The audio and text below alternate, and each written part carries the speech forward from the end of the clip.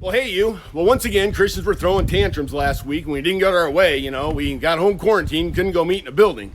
I think about that. All the response to that has been, well, when the separation of church and state came out, it was to protect the church from the state. But now it's protecting the state from the church. Tucker Carlson of Fox News said last week that evangelical Christians are despised on the East Coast. New York, New Jersey, Washington, D.C.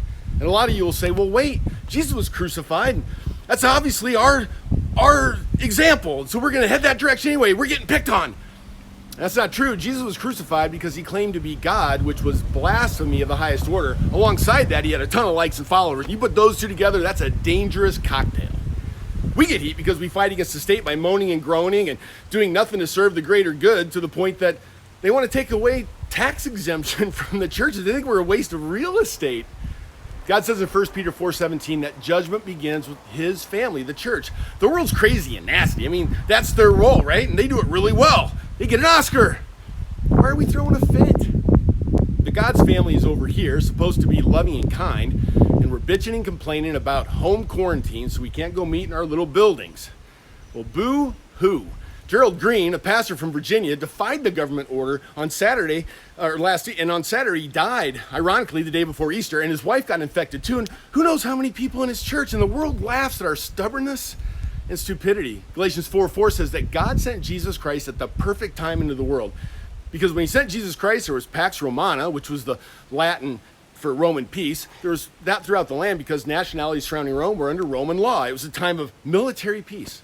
Something that wasn't experienced much all the way up to that time. Then you had the Roman roads, the superhighway system they had back then, so the message of Jesus was spreading easily from town to town.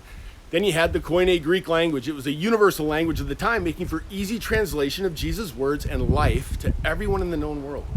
Right now, church attendance is declining rapidly, according to the Barna Group, down 20% since the year 2000 in the United States. See, Joel Osteen usually has 50,000 people in attendance at their live weekend services, but because of the quarantine, they couldn't meet. They had 4.51 million people meeting over the internet, online. Craig Rochelle, 1 million people online before all this. Now there's 7 million listening to him. Ed Stetzer says that the Super Bowl for Christians outreach is Easter. Last year, there were 55% of people in the United States that listened to the Word of God and the love of God. This year, it was 73%, up 60%. That's really great. God was doing that. It's our own Galatians 4:4. It's called the miracle of modern technology, Forbes says. Just 20 years ago, none of that could have happened. Denver Post says there was a church in Denver that went from 200 meeting to 1,200 people listening online. One church in Kentucky that normally had 100 people at their Easter service had 1,500 people watching online. You see, people then made a ton of decisions for Christ, more than ever, just this past Sunday, Easter. Tons of hope through the miracle of technology in 2020, the perfect time, and God knew when it was, and he did all that. See, God's always taking brutal circumstances where we use our energy to play Monday morning quarterback with government guidelines, right? To whine and complain and all that, and God takes all that and he turns it into things way more beautiful than before. That's what he does. Thorns into roses, ashes into beauty, a limp into a sprint, Brussels sprouts into steak, and outhouses into penthouses. So don't worry about the guidelines anybody gives us. Pray for our leaders and pray that we, God's family, can see God when he rolls his eyes at us and then join him doing what he's doing that only he can do. It's an awesome thing.